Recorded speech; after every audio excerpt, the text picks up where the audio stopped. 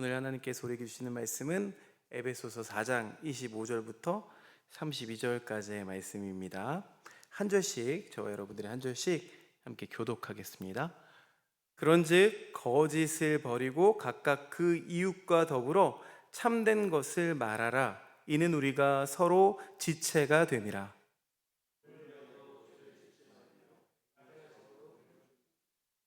마귀에게 틈을 주지 말라.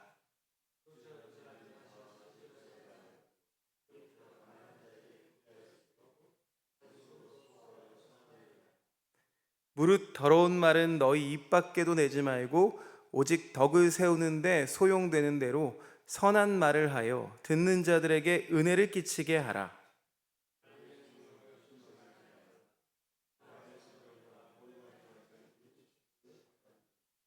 너희는 모든 악독과 노함과 분냄과 떠드는 것과 비방하는 것을 모든 악의와 함께 버리고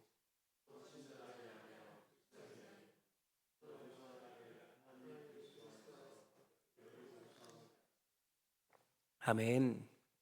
사랑하는 교회 여러분, 지난주 수요일에는 우리가 옛사람을 벗고 새 사람을 입는 재창조의 신비에 대해서 나누었습니다. 우리가 개선된 존재가 아니라 우리가 재창조된 존재라고 우리가 배웠습니다.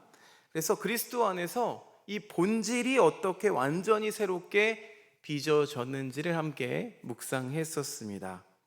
바울은 이렇게 좀 어떻게 보면 우주적이고 웅장한 이 새 창조의 교리를 선포하고 난 다음에, 자, 이제 오늘 말씀에서는 우리의 시선을 우주적인 데서 이제 아래로 내리는데요, 아주 지극히 평범하고 때로는 남루할 수 있는 이 일상의 관계로 갑자기 시선을 확 끌어내립니다. 여러분, 그런데요, 신학이라는 것은 우리가 신에 대해서 공부하는 이유가 뭘까요? 그냥 뭔가를 탐구하기 위해서 공부하는 게 아니죠. 우리가 신앙을 하는 이유도 마찬가지로 공허하게 그냥 이걸 생각하고 내가 탐구한 것으로 만족하는 게 아니라 반드시 내 삶에서, 그러니까 이웃의 얼굴을 마주하는 그 삶의 현장으로 이것을 옮겨가기 위해서 우리가 신앙을 하지 않겠습니까? 신학도 마찬가지고요. 그러니까 이 신학과 신앙이라는 것도 반드시 성육신해야 하는 겁니다. 성육신해서 우리의 삶의 자리에서 그게 드러나야 하는 거죠. 그래서 바울이 이 아주 우주적이고 엄청난 웅장한 그 이야기를 하다가 갑자기 우리의 시선을 끌어내리는 겁니다. 자, 오늘 말씀은요, 이 새 사람이라는 영광스러운 신분이 우리들의 일상의 파도 속에서 어떻게 구체적으로 삶의 양식으로 나타나야 되는지를 오늘 우리들에게 묻고 있습니다. 자, 먼저 우리가 25절 말씀을 볼 텐데요, 25절 세번역 성경으로 다시 한번 읽어보겠습니다. 시작. 그러므로 여러분은 거짓을 버리고 각각 자기 이웃과 더불어 참된 말을 하십시오. 우리는 서로 한 몸의 지체들입니다. 이제는 익숙하시죠? 우리는 서로 한 몸의 지체들입니다, 이런 말을 참 많이 하는데, 그 전에 가장 먼저 바울이 이야기하는 것이 언어의 진실성을 촉구하고 있습니다. 당연하죠. 진실해야죠. 거짓말해서는 안 되죠. 이러면서 이 말씀을 그냥 보편적인 도덕률쯤으로 치부해서는 안 됩니다. 바울이 이 말씀을 하는 근거가 있다니까요. 바울이 성경에 능통한 사람이었죠. 그러다 보니까 바울은요, 인용을 잘합니다. 자, 이 25절 말씀이 구약 말씀 어디에 있나 봤더니 스가랴 8장 16절에 비슷한 말씀이 있고요, 이 말씀을 인용한 말입니다. 스가랴 8장 16절 함께 읽어보겠습니다. 시작. 너희가 해야 할 일은 이러하다. 서로 진실을 말하여라. 너희의 성문 법정에서는 참되고 공의롭게 재판하여 평화를 이루어라. 너희가 해야 할 일은 이거다. 서로 진실을 말해라. 그러니까 그리스도인이 거짓을 배격해야 하는 이유는요, 단지 거짓말이 나쁜 행동이니까요, 이 정도가 이것 때문만이 아니라는 말이죠. 우리가 그리스도를 머리로 한 몸으로 유기적으로 이렇게 연결되어 있기 때문입니다. 자, 생각해 볼게요. 만약에 우리의 눈이 우리의 뇌에게 앞에 낭떠러지를 그냥 평지라고 거짓으로 보고해 버린다면 여러분 어떻게 되겠습니까? 결국 온몸이 파멸을 맞이하게 되겠죠. 그러니까 공동체 안에서 거짓이라는 것은요, 단순히 윤리적으로 잘못한 거 이게 이 정도가 아니라는 겁니다. 그러니까 영적 유기체인 이 하나의 생명을 파괴하는 자해 행위가 된다는 겁니다. 그러니 이렇게 받아들이니까 이 거짓이라는 것이 얼마나 무서운지를 우리가 조금 더 깨닫게 되고 각성하게 되죠. 자, 바울이 지금 어떤 방향으로 이야기를 하고 있냐면 이 에베소 교회를 구약의 선지자들이 대망하고 있던, 가장 기대하고 바라고 있던 종말론적 진리의 공동체로 선포하고 있는 겁니다. 그 구약의 선지자들이 이야기하던 그 이야기를 끌고 와서 이 공동체에 적용하고 있는 거예요. 그래서 바울이 말하고 있는 이 세 사람이라고 하는 건 결국에는 타인을 경쟁자로 이용하는 사람이 아니라, 그러니까 나랑 함께 생명을 공유하는 존재로 인식하는 사람이 세 사람이라고 말하고 있는 겁니다. 그러니 여러분, 세 사람이 되시기를 주님의 이름으로 축원드립니다. 세 사람이 되면은요, 이 사람 저 사람 나랑 관계 없어, 쓸모 없어, 저 관계는 의미 없어 하지 않는다는 거죠. 저 사람이 존재함으로 인해서 내가 존재한다는 사실을 깨닫고 나의 행동과 나의 거짓이 진실이 있게 변화된다는 것을 여러분 기억하시면서 세 사람의 인생을 살아가시기를 바랍니다. 자, 이어서 25절에 이어서 이제 26절과 27절에서는 바울이 인간이 가장 다루기 힘든 감정에 대해서 언급합니다. 어떤 감정일지 한번 볼까요? 4장 26절, 27절 세번역 성경으로 함께 읽어보겠습니다. 시작. 화를 내더라도 죄를 짓는 데까지 이르지 않도록 하십시오. 악마에게 틈을 주지 마십시오. 아멘이십니까? 좀처럼 그 분노를 잘 삭히지 못했던 사람이 접니다. 제가 젊었을 때는 화를 잘 못 사겠어요. 그래서 화를 막 냅니다. 바로 그냥 화를 내죠. 그러면 여러분, 화내다 보면은요, 죄 짓는 데까지 이르게 될 때가 많습니다. 심지어 생각도 하고 막 저거 하나 쥐어받고 싶고 막 이런 마음들 있잖아요. 근데 이 말씀 역시 시편, 구약의 시편에서 가져온 말씀입니다. 시편 4편 4절 말씀 제가 읽어볼게요. 너희는 분노하여도 죄 짓지 말아라. 잠자리에 누워 마음 깊이 반성하면서 눈물을 흘려라. 잠자리에 들기 전까지 그 마음을 다 풀라는 거예요. 다음 날까지 가져가지 말라는 거죠. 지난 주일에 이제 우리 수련회에서 디스크 검사 하기로 했잖아요. DISC 하기로 해서 우리 교역자들이 먼저 검사를 다 받고 함께 좀 이야기를 나누는 시간을 가져봤습니다. 그런데 몇몇 사람은 화가 나면 금방 풀리는 사람들, 금방 자기 감정을 표출하고 금방 풀리는 사람들이 있는가 하면 한 절반 정도는 혼자 있는 시간이 필요한 거예요. 혼자서 생각하고 고민하고, 아니면 어떤 사람은 잠을 자야 되고, 그래야 풀리는 사람이 있다는 거죠. 각자 이 분노를 푸는 방법은 다 다르지만 성경적인 분노 푸는 방법은 여러분 노여움을 해가 지도록 품지 말라고 하십니다. 근데 성경은요, 분노하지 말아라 라고는 얘기하지 않으세요. 분노 자체를 부정하는 게 아닙니다. 그런데 그도 그럴 것이, 내가 불의한 것을 직면했을 때 일어나는 그런 분노들 있잖아요. 이건 잘못된 건데, 여러분 그런 것을 뭐라고 부르나요? 의분이라고 하죠. 의분은 또한 살아있는 양심의 증거이기도 합니다. 그런데 바울은요, 그래 분노는 존재할 수 있어. 그러나 분노의 엄격하게 유효기간을 상정하고 있는 겁니다. 언제까지요? 해가 지기 전까지. 감정으로서의 분노가 마음속에 오래 머물러서 그게 부패하게 되면 어떻게 될까요? 그게 원한과 복수심으로 발효하게 됩니다. 미국의 저명한 신학자 프레드릭 비크너가 분노의 파괴성에 대해서 이렇게 말했습니다. 7가지 대죄 중에서 분노는 아마도 가장 즐거운 죄일 것이다.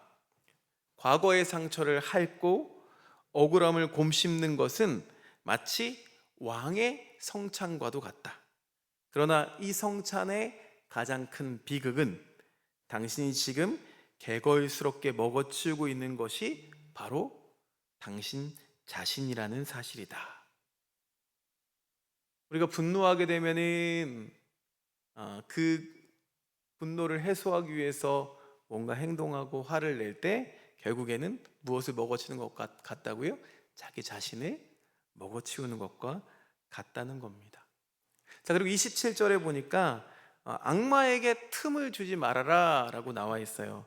마귀에게 틈을 주지 말아라. 틈이라는 단어를 살펴보니까 헬라어로 토포스라는 말인데요, 물리적인 장소나 어떤 거점을 의미합니다. 그러니까 해결되지 않은 묵은 분노는요, 마귀가 우리 안에 들어와서 자신의 영혼과 공동체를 파괴하기 위해서 진을 치는 전초기지가 된다는 겁니다. 거점이 된다는 겁니다. 그렇기 때문에 이 바울이 말하는 세 사람은 분노하지 않는 자가 아니라 분노가 죄로 전이되기 전에 십자가 아래서 그 감정을 매듭 지을 줄 아는 성숙한 사람을 세 사람이라고 말하고 있습니다. 자, 이어서 29절에는요 우리 입술의 열매를 향해서 경계를 세우는 장면이 나옵니다. 에베소서 4장 29절 세번역 성경으로 함께 읽어보겠습니다. 시작. 나쁜 말은 입 밖에 내지 말고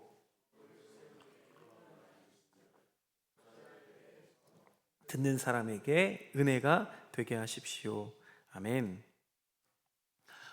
여기서는 나쁜, 세번역 성경으로는 나쁜으로 번역됐고요, 개역개정에서는 더러운으로 번역이 됐습니다.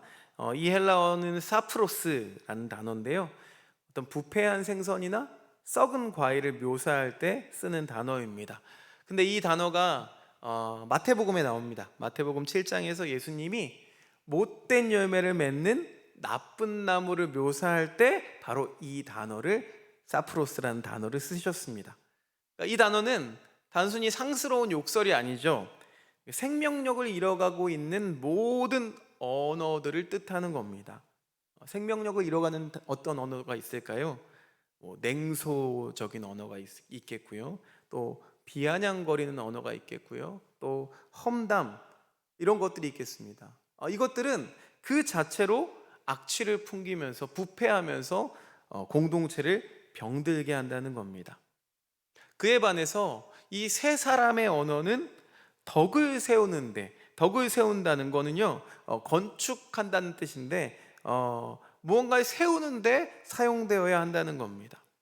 그러니까 우리들의 언어가 사람의 마음을, 그 허물어진 마음을 다시 세우는 재료가 될 수 있다는 말이죠. 우리들의 언어가 그런 능력이 있습니다. 듣는 이들에게 은혜를 끼치는 생명의 통로로서의 언어여야 합니다. 그래서 그리스도인이 가지고 있는 혀는요 칼이 아니라 영혼을 치료하는 거룩한 수술 도구가 되어야 할 줄로 믿습니다. 우리가 칼을 어떻게 쓰느냐에 따라서 그 칼은 흉기가 될 수도 있고 치료하는 도구가 될 수 있고 또 맛있는 음식을 하는 도구가 될 수 있는 것처럼 그렇게 잘 사용해야 한다는 말을 바울 목사님 우리에게 하고 있습니다.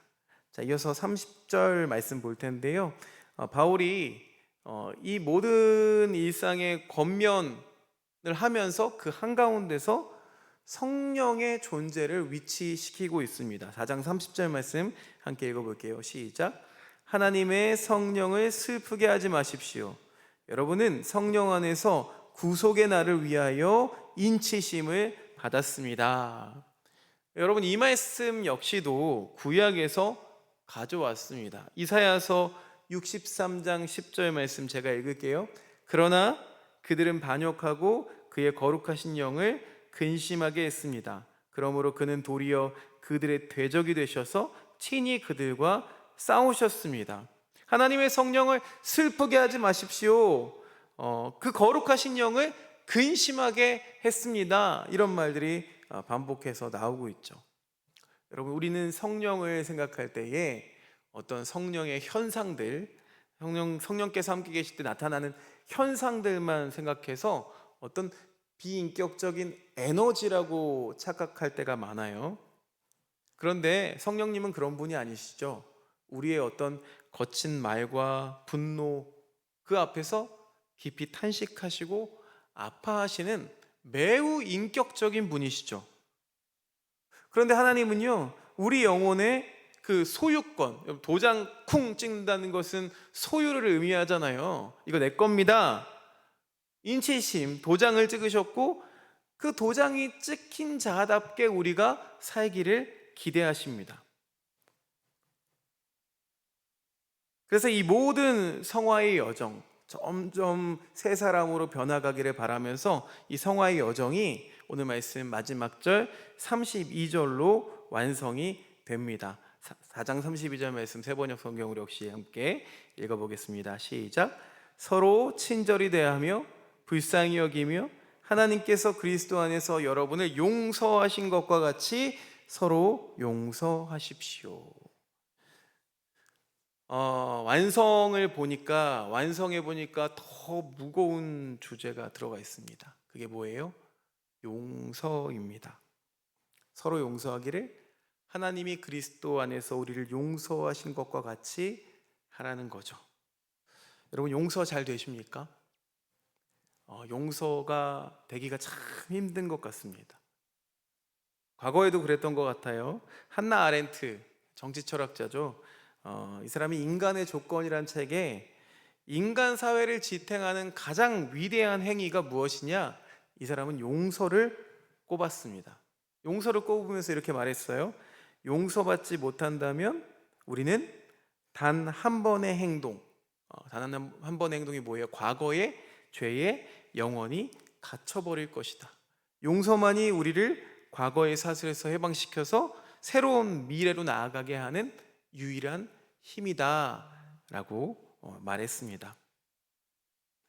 한나 아렌트의 통찰처럼 용서는 누군가를 과거에서 풀어주어서 미래로 걷게 하는 구원의 행위입니다.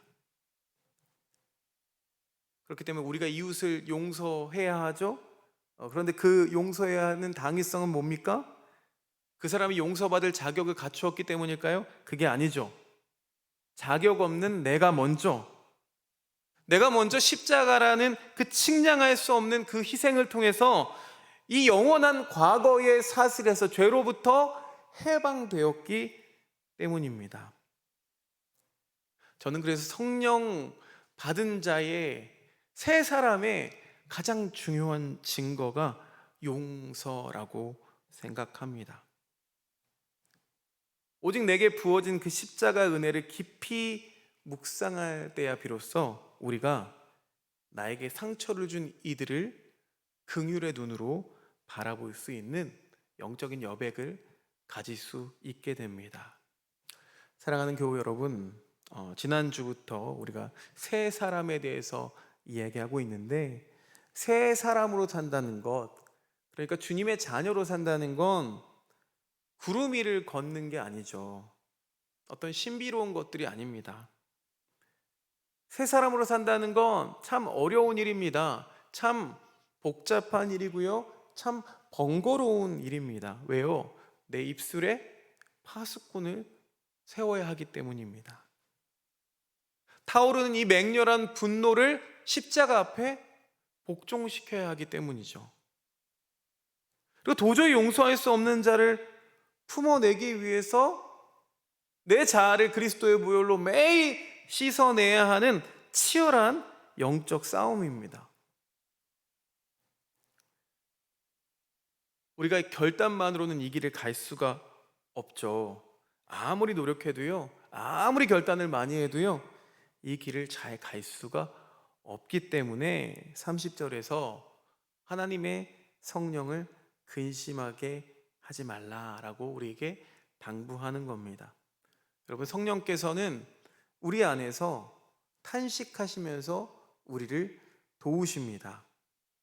그러니 오늘 밤에도 우리 안에서 탄식하시는 그 성령님의 도우심을 구하면서 우리가 거룩한 일상을 다시 세워갈 수 있도록 해달라고 함께 기도했으면 좋겠습니다.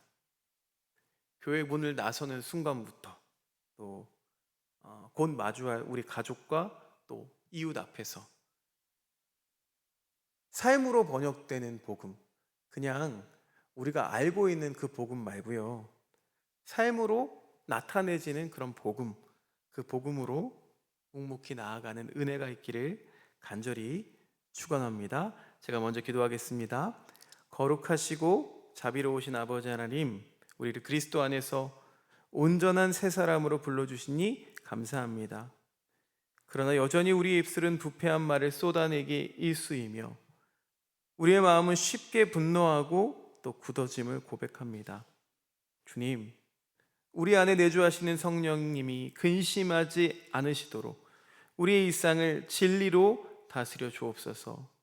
입술을 열어 생명을 살리게 하시고 묵은 감정을 십자가 앞에 내려놓아서 마귀가 틈타지 못하게 하옵소서. 1만 달란트 빚진 자였던 우리를 조건 없이 용서하신 그 크신 사랑을 기억하며 우리에게 상처 준 이들을 향해 긍휼의 손을 내미는 넉넉함을 허락하여 주옵소서. 지상에 속한 자가 아니라 하늘에 속한 새 사람의 긍지를 가지고 우리들의 내일을 살아가게 하옵소서. 우리를 참된 생명으로 인도하시는 예수 그리스도의 이름으로 기도드립니다. 아멘.